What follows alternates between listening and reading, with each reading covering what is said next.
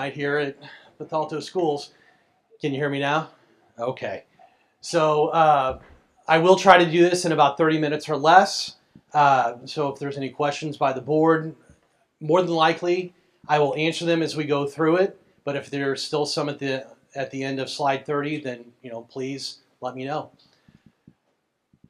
First, we want to start with our mission. Eagle Nation does whatever it takes to create high levels of learning through a positive culture and diverse experiences that foster all students' social well-being and academic success within a safe and inclusive learning environment. Our strategic goals, always good to have goals. We want to be able to retain 95% of our staff annually and fill our open positions with qualified staff. Number two, we want to make sure that we ensure continuous improvement of our student and staff's social emotional well-being. Number three, become a successful PLC by providing staff with PD and time for collaboration as measured by student achievement data. We want to increase and extend learning opportunities for our students by 50%, and we want to decrease the chronically absent students from 28% to 7% or less as measured on the Illinois State Report Card. Back. And our guiding principles. We want to provide competitive salaries, benefits, and working conditions to attract and retain outstanding personnel. We want to keep our class sizes manageable. We want to provide adequate support services for our students and faculty. We want to maintain and improve our physical facilities. We want to maintain a safe and healthy educational environment, provide an efficient transportation system, maintain positive fund balances in all of our operating funds, maintaining fiscal transparency, and we want to responsibly monitor the tax rate. So after getting through all that, we have our budget overview. So the way that I have this set up is we're going to have an overview, then we'll get into revenue, and then we'll get into expenditures. So our operating funds are these four funds: education, operations and maintenance, transportation, and working cash. Those are the four funds that the state really drills down and wants us to monitor. That is also how they determine, among other things, our cash on hand. That was a question that the Finance Committee asked. How many days cash on hand do we have? 10 years ago, I was told it was 26 days at this point, or at the 1st of July. At this point right now, we have over 205 days cash on hand. For a reference, we have our 24 pay employees, our 12-month employees. We have 261 work days in the calendar. So we've come a very long way in 10 years. And we also have, there's 4 levels that were ranked by ISB. And we have the highest level ranked on the 4th level, which is the highest level. I believe that's commendation? Recognition, sorry. So, but as you can tell, revenue is higher than our expenses. I take an extremely conservative look at our, when I put together the budget. Our expenses, I tend to overestimate a little bit, and our revenue, I underestimate a little bit. And I'm hopeful that by June 30th, we come in better than the budget. So here are all of our funds. We have education, O&M, debt service. That is, if you remember from previous presentations, that's how we pay our debt, our long-term debt. We have transportation, our retirement and Social Security fund, our working cash. You'll see expenses are at 0 from working cash. That's because nothing can be spent directly out of Fund 70. Everything has to be borrowed to another fund, and that's only by board action, and then it's expended. And then we have our tort fund. I broke out the Health Life Safety Fund. That is also called the Fire Safety Fund, depending on the age of the document that you're reading. The revenue side is the taxes that we levied for this school year, that almost $184,000. The $1.15 million includes the bonds that were sold to help finance the Parkside Trimpe, well, actually all of the 5-year plan. so that it was making everything look kind of wonky, and I wanted to make sure that we were transparent about that, where that money was coming from. So really, a vast majority of that 1.15 million went towards Parkside this year already. I believe, if memory serves, from about a month ago, it was $850,000. So Parkside is almost nearly complete, completely paid for. I believe there's maybe about $60,000 left, and those bills are coming in. Our program highlights. So some of the things to look forward to this year. We're going to continue to fund the expanded support services for students and staff, particularly in the areas of academic and social emotional behavior support throughout the district. So these were previously funded through ESSER funds, federal ESSER funds, but these are important, and we were able to keep them on this year while some of the other ESSER fund expenses we were able to sunset. Completion of the major construction of Parkside, which I just talked about. We are winding down our 5-year plan. We're going to continue to invest in student access to technology in all of our schools. And we're going to continue the emphasis on layered support through the MTTSS process. So making sure that students have what they need to be successful in class. So I like to compare apples to apples, and this chart is kind of a step in that direction. There are 12 school districts here, and I kind of organize them by student population. The top 4 are the largest districts in Madison County. The middle 4 are the ones that are pretty close to us in student population and number of buildings. And then the bottom 4 are smaller districts that surround us or are in Madison County. So all the information that I put towards this presentation can be verified on the Illinois Interactive Report Card. It says 2024. That's because the Interactive Report Card isn't updated till about October. So some of the slides that I used in the amended budget, that is still the most recent data, so it's going to appear in here. But if you ever want to take a glance on Triad, Highland, or Jersey school districts to compare their budget to ours, you'll see that we are very much in line with them. So revenue per pupil, this is a recycled slide like I just said.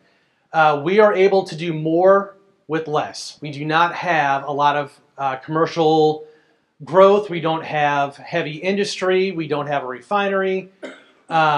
We are really reliant on our residential tax base. So you'll see the difference between Alton and Collinsville. Our students, we have a lot of, there is a lot more revenue towards the top of that compared to the bottom. About $4,000 is the differential, and then it gets even wider.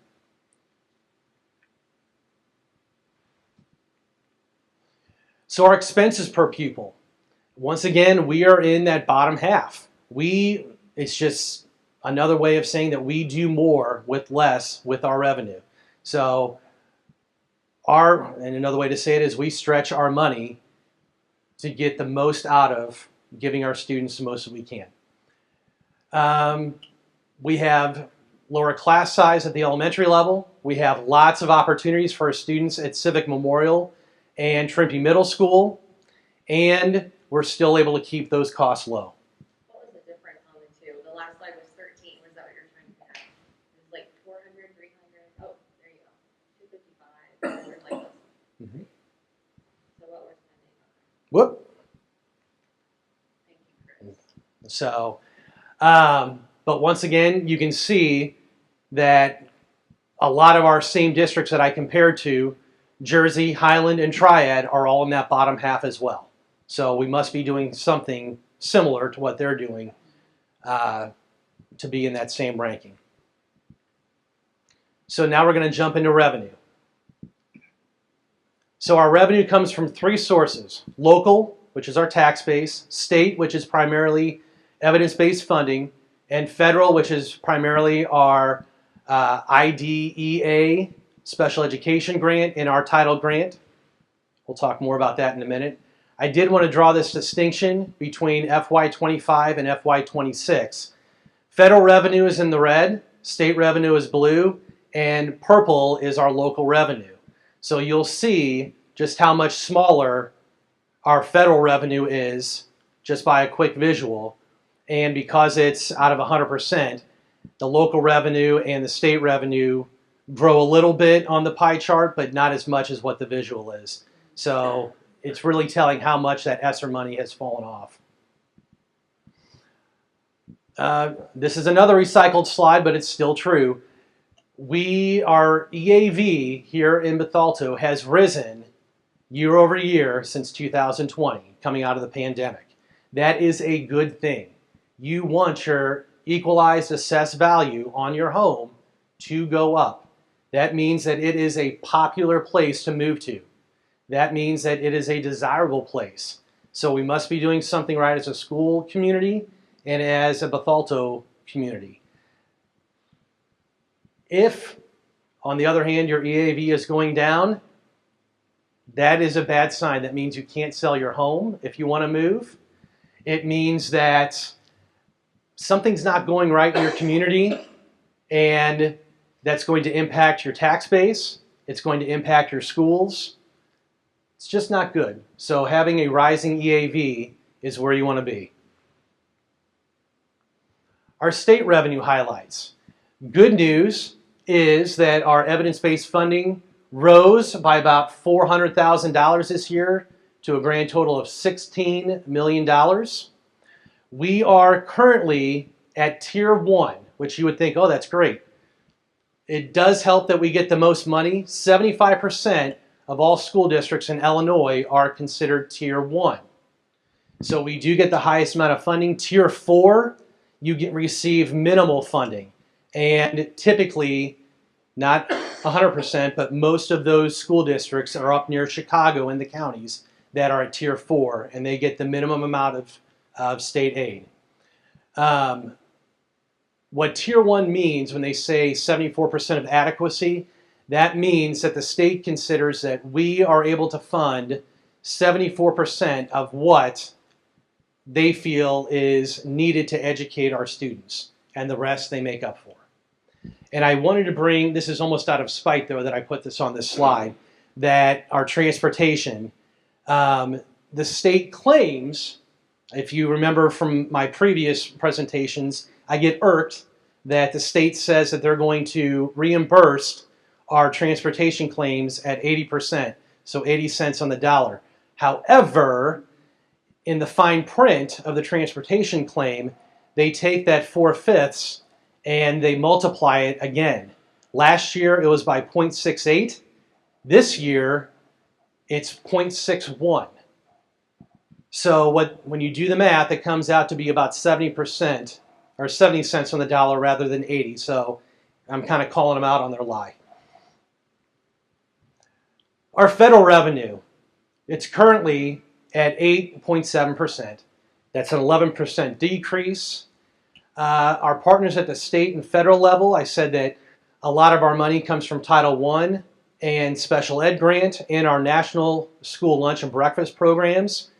Right now, we still have Title II and Title IV, but partners at the state and federal level have said that we should not count on that money being here next year.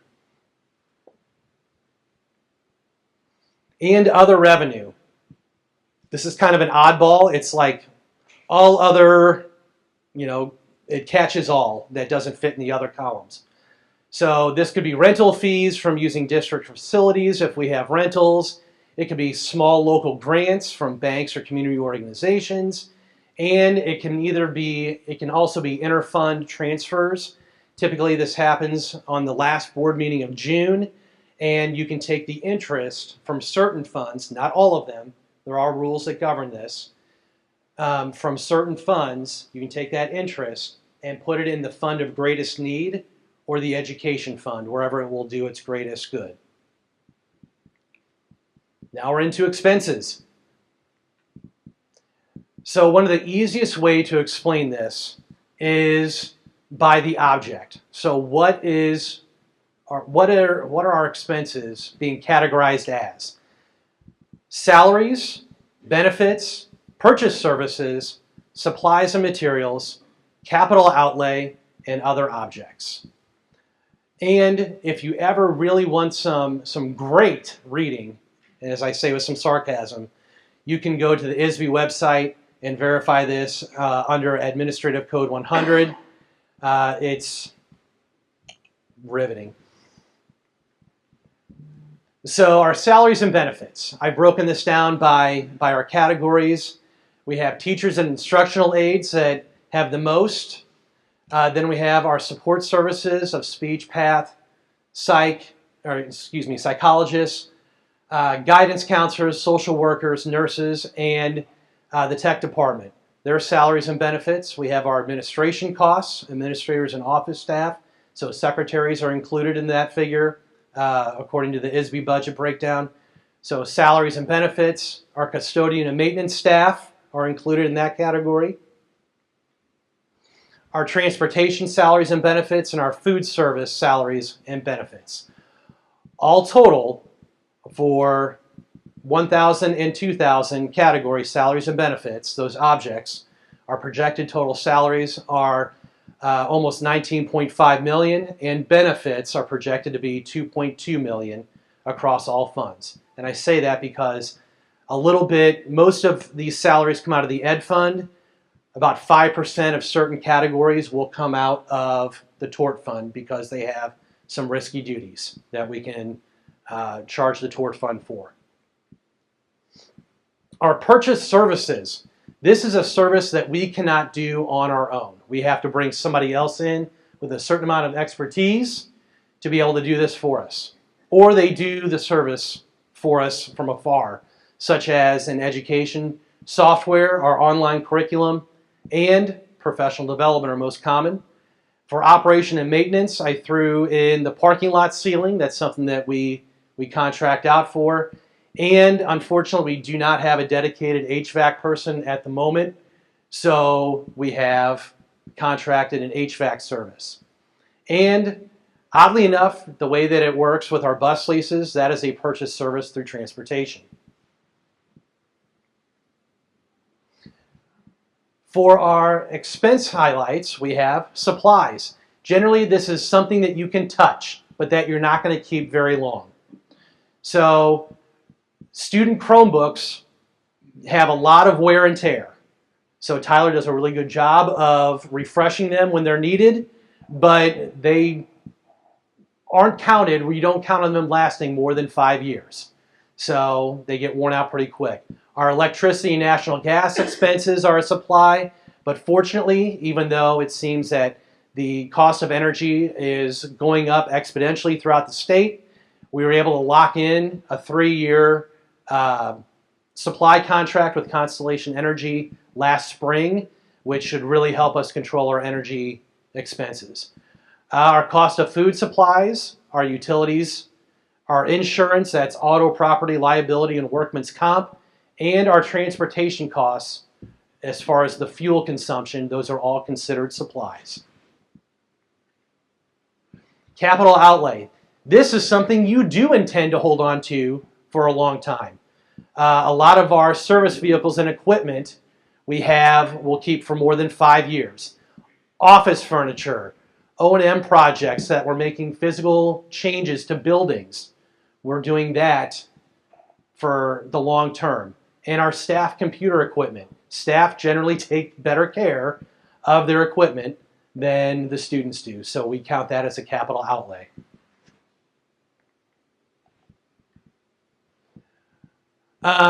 We have our expense totals. So this is broken down as a total of the overall budget. So you can see that salaries and benefits, our investment in our people, accounts for 71% of this coming year's budget. So we have over 500 employees. That does not count our subs in our buildings every day. That is just our everyday full-time employees of 500. So you can see that we have invested tremendously in our staff and want to make sure that they're successful, because a successful staff means we have successful students. Here I kind of break down our estimated fund balances. Where will we be at the end of the fiscal year on June 30th? So once again, these are the operation budgets of education, O&M, transportation, and working cash. So in the first column, you see where we started this year on 7/1. Then you've seen the FY26 revenue and expenses and the budgeted difference. And then you see the estimated ending balances on 6/30. So there will be a slight increase in where we should land at the end of the school year. All balanced, no deficit spending, if all goes well. And future projects, where are we going? So some of the things that we'd like to do some research on, try to make sure that we can provide for our students. We would like to look at new security cameras. Some of ours are very, very old in the district. Some work better than others, and we want to make sure that we do that responsibly.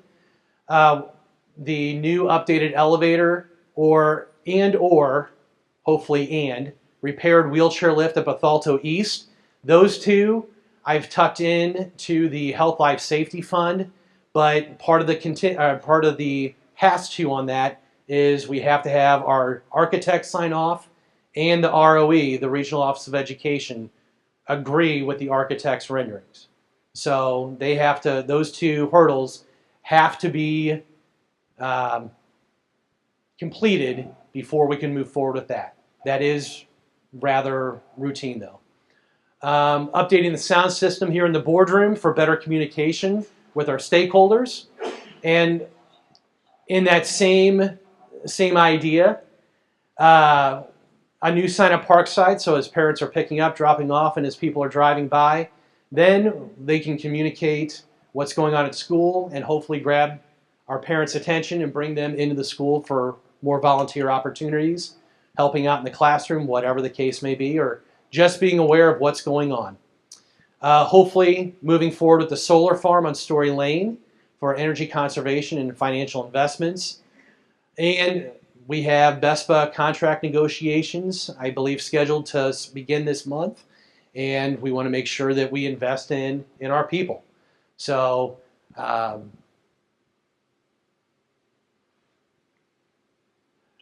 little bit more looking forward. Financially here in the first and third one, we want to make sure that we know how to levy in December. So part of that goes with meeting with county officials here this month and trying to determine what the multiplier is on the tax bill. The multiplier, for those that don't know, that is a comparison of what the county and what the township assessor and what the state believe real property is worth in your district. So the township assessor might say one thing. If the state believes that's not high enough, they will implement a multiplier. And that can make a big difference in how we're going to levy. So we want to make sure that we get it just right. We want to make sure that we are capturing all the revenue that's supposed to come to the school district so we don't leave anything on the table. We want to continue to expand methods and sources of communication with our district families, stakeholders, and community residents. I think we do a really good job in the buildings and online. So we're trying to fill in some of the areas in between. And we need to explore opportunities to increase district revenue and reduce the reliance on the tax base as much as possible. So we need to pursue, especially the possibility on cameras, on any energy savings, maybe with the solar field, with state and federal grants, and any rebates that we can get to try to make our dollars stretch even farther. And obviously continue to increase opportunities for the community to rent district facilities, such as the ball fields at Sports Complex 1, our gym facilities, and bring in some extra revenue there. How'd I do on time? Good. Okay. And any questions? Yeah, the last one about grant and stuff, is there, you have any kind of like specifics, or is there anything? Any traction on that? There are several opportunities. One that they're all kind of finicky on how you're going to do on the back end. Some are very, very in-depth and long. The first one that's coming to mind, just because I'm more familiar with it, is the COPS grant. It's a federal grant that you can use. However, it is very involved, and just because you fill out the paperwork doesn't mean you're going to get it. So, I think by broadening our search, having a big net, maybe we won't get the biggest one, but maybe we'll get a couple small ones. So I know I'm not really answering your question, Mr. Zimmerman, but I want to try to not say something not true, if that makes sense. One thing we're looking at, Dallas, Chris mentioned the COPS grant. I know Triad School District hired a third party to actually write the grant because the company that wrote it said if they weren't successful in getting it, they would write it again the following year for free. And so I know a couple of school districts who have done that now for camera updates and things like that. So Doors. that is something that we're actually looking at potentially writing for. It doesn't happen until like the second semester, but it would be for the upcoming, the 26-27 school year. It's that long out. Is technology fund, technology actually So this would be, I think I know what you mean, but this would be more, like, we would be looking at that for cameras. They used it for, what did they use it for? They used it for cameras, doors, and Security upgrades. yes, cameras, doors, and I think they skipped on some of it because you can't spend, like you have to wait for the grant to come in, and anything you spend before that, you're on your own for. So they picked a smaller project that they could fully fund themselves, and then this next school year they're going through and using the full $500,000. So it is substantial funds. There's the maintenance grant through the state of Illinois, which is a matching grant.